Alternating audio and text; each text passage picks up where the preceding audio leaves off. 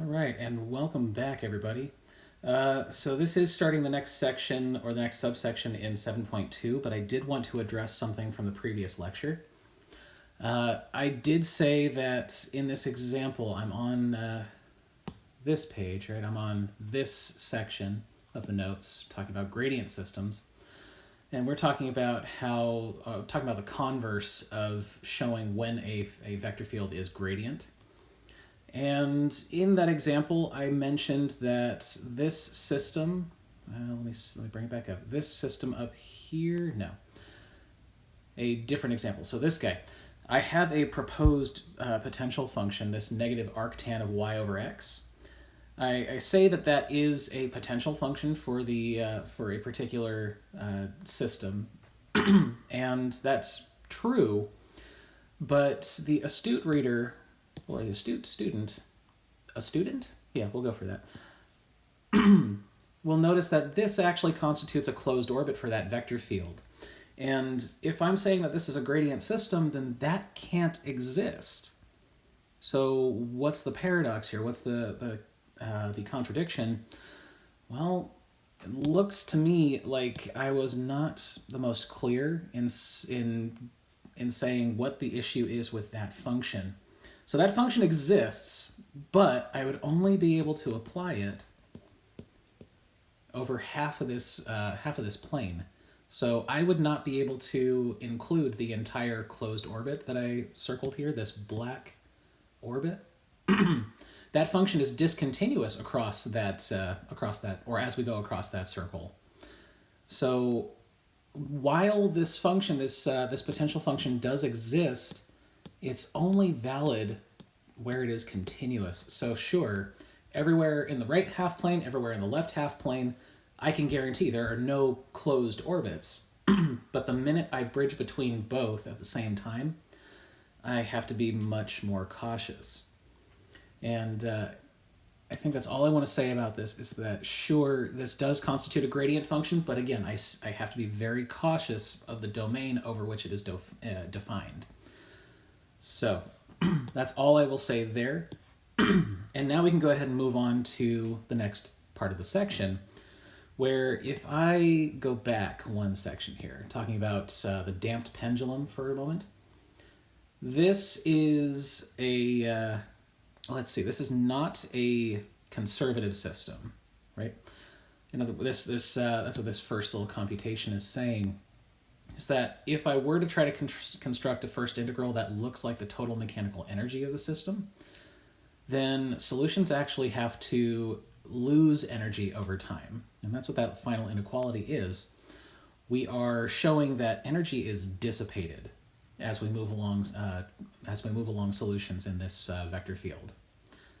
And well, that's okay, because we want to be able to extend that. We want to be able to take that idea, even for systems that aren't gradient or aren't conservative. We would like to be able to show that there is some dissipation of energy that's going on. And it's going to mimic the total mechanical energy function. And that is the basis of the idea of a Lyapunov function. And just to say real quick, in the literature, that's sometimes a U at the end of his name. That's mostly just to mimic the Cyrillic spelling, but you can pronounce it Lyapunov, Lyapunov, whatever you would like. That V at the end is kind of a subtle consonant in Russian. So we are just going to we're going to anglicize the crap out of this and say, yes, it's Lyapunov. So sure.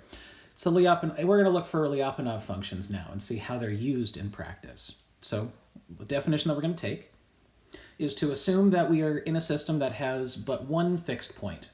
Now this could be a global system, globally defined system, or a locally defined one, but we do need to make sure we just have the one fixed point. And if we can go ahead and find a function v satisfying the fact that one, this guy is positive definite, that away from the fixed point, the one fixed point, this function is positive, and it's only ever zero on that fixed point, that'll be positive definite, and that this function is dissipative. that the energy, this v of x of t, right? So the Lyapunov function restricted to a solution. So as we move along a solution, we're asking what the v function evaluates to. And in particular, we're asking how it changes over time. We're saying that that is going to be negative for any non-fixed point solution of the system, right? So it's dissipating this potential energy. Then this v, if it satisfies conditions 1 and 2, we're going to go ahead and call it a Lyapunov function, right? And there are a couple of ways that this shows up in practice. And the first I'd like to point out is in the following system. So I'm looking at x double dot plus x dot cubed plus x equals 0. So this is a nonlinear drag applied to our simpler harmonic oscillator. So it's not simple anymore, right, because I'm imposing drag. And the drag is not linear, it's cubic. So weird already.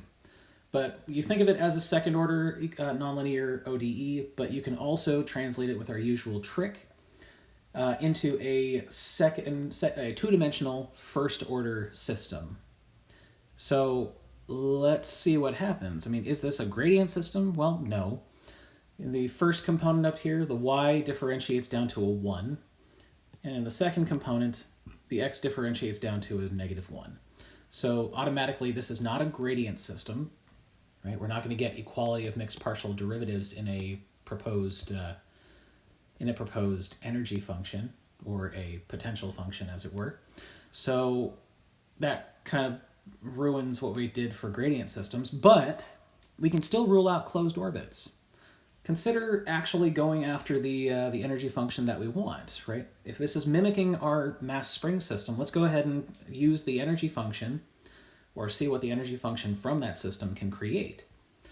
So if I'm using this 1/2 mx dot squared plus 1/2 kx squared, right? Our usual mass m and spring constant k, both of which are 1 in this example, we can go ahead and differentiate that with respect to time. And that'll be this line here. It's going to be a chain rule through the x dot and the x terms, so we'll pick up an extra factor of x dot in both.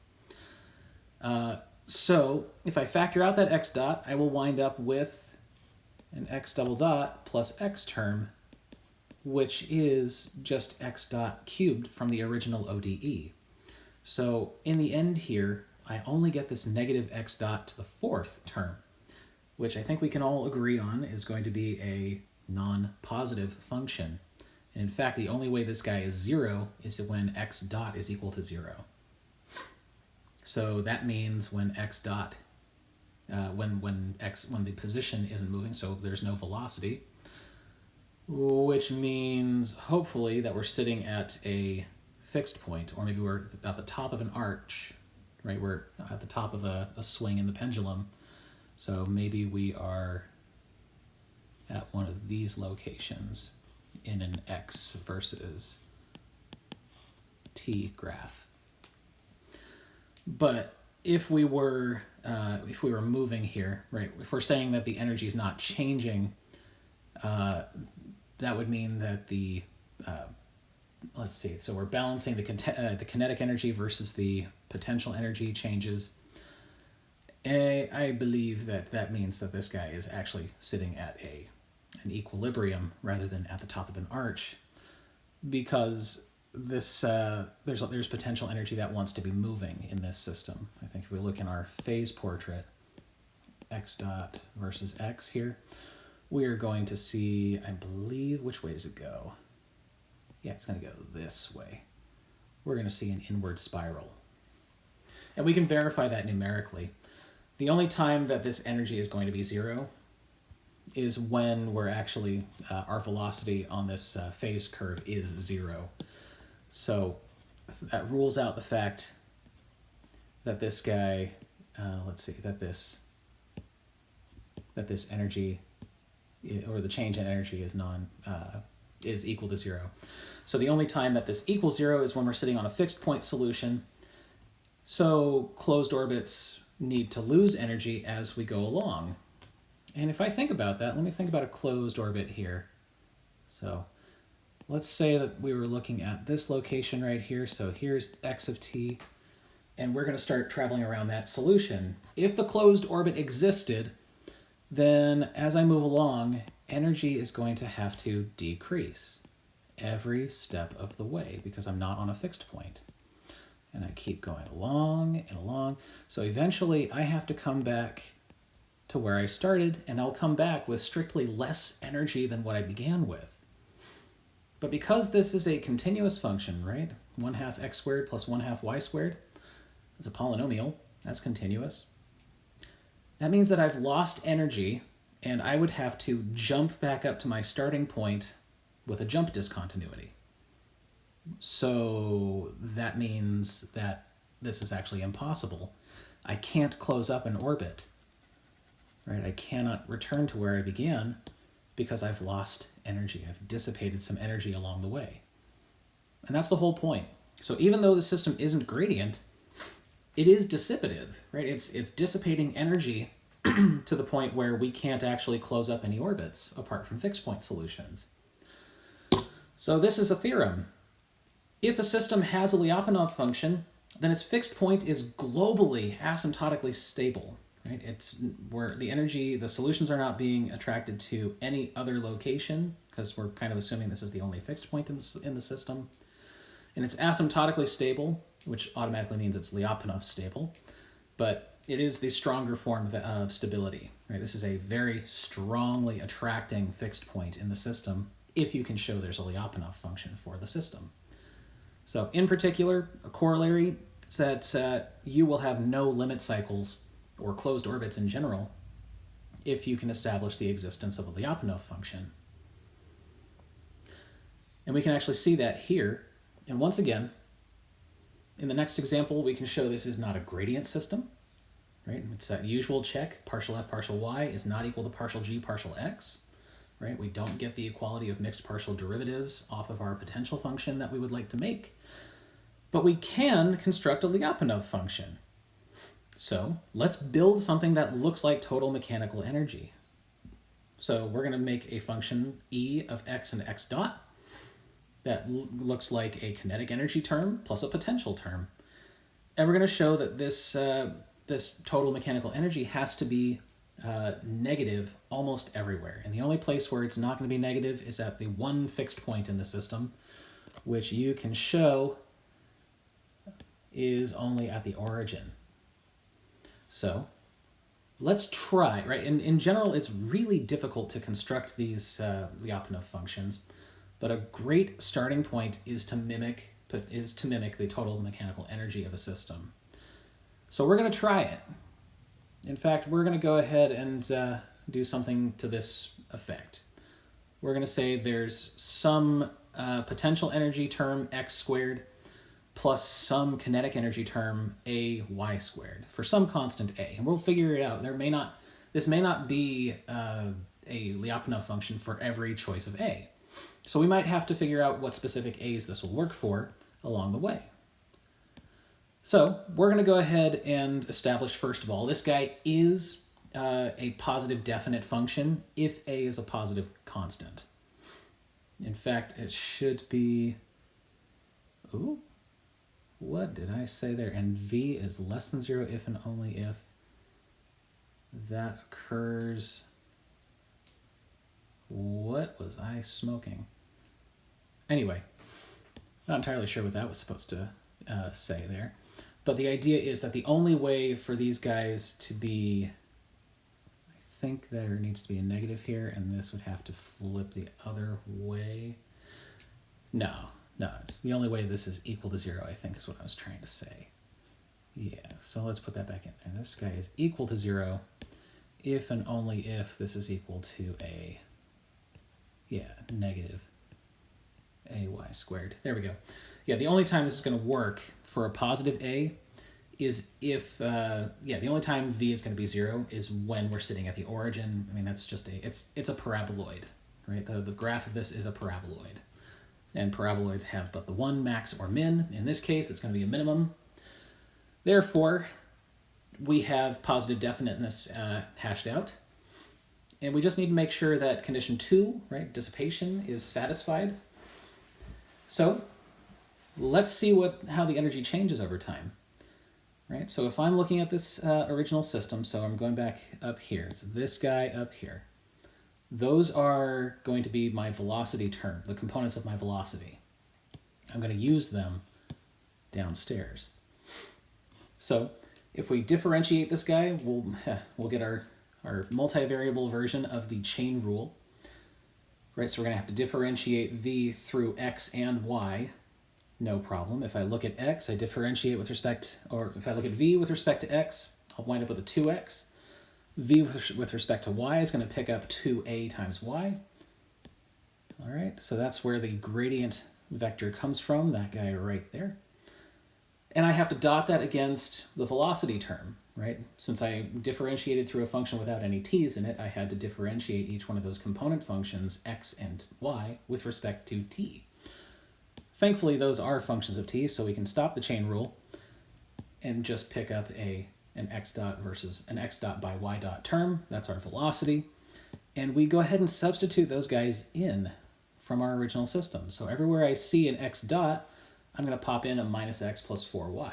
Everywhere I see a y dot, I'll pop in an x minus y cubed in this case.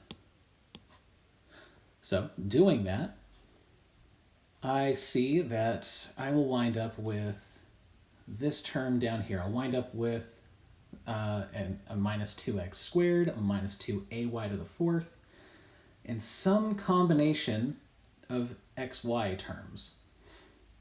And I want to show that this is a strictly negative function away from the fixed point. So we need to make sure that this middle term vanishes. All right, so that's what we're going to go for. We're going to totally kill that off, but the only way we can do that is if we are able to remove this term entirely. Otherwise, we don't get positive definiteness, right? There would be some line of solutions, some line of points rather, where this dissipation in energy would be zero. So we need to make sure that the only place where this is zero is at the origin. So that would mean that I need to kill off this 8xy minus 2axy term, which means that I need to take a to equal 4. Right? So there's a specific value that makes this v equals x squared plus ay squared. There's a specific value of a that turns this into a Lyapunov function for this system. And that value is 4. Oh. Great. So that means that this v here is a Lyapunov function for the system. And hence, there are no limit cycles. And you can verify that with a phase portrait simulation. So not only that, you can see this is a globally asymptotically stable fixed point at the origin. And that's what we're going for. This system can have no limit cycles in it. Brilliant. But I'll go ahead and warn you here that Lyapunov functions are very powerful, but they are extraordinarily difficult to come by. Right? It's hard to build these guys and know exactly what to use. You might have to be a little creative in coming up with them if you want to use that tool. And you might be tempted to go ahead and try to build your model based off of a Lyapunov function so you don't have to work so hard to create it. But this leads oftentimes to very oversimplified models of the phenomenon you're trying to capture. Or you might actually build something that's completely wrong, right? Or it fails to capture the physical phenomena you wanted to study in the first place. So my advice to you is to go for the realism more so than the mathematical simplicity. Okay, so try to capture the physical phenomenon and then use a particular method to study it, rather than say that you would like to use a particular method and then let's build a system that uses it. No. It's much more practical and much better science to build the model first and then hope or pray that there is a Lyapunov function that goes with it. Now, you can modify the function, your system, your model slightly in order to try to create create something that looks like a Lyapunov function. But oftentimes these are just very, very hard to create in the first place. So sometimes you get lucky. Oftentimes that happens in Hamiltonian systems, or it happens, sorry, not in Hamiltonian, because those are conservative systems. They happen in classical mechanical systems, we'll say. So oftentimes you're going to be using Lyapunov functions in damped classical mechanics. But beyond that, hopefully you can get lucky. Otherwise, you pray.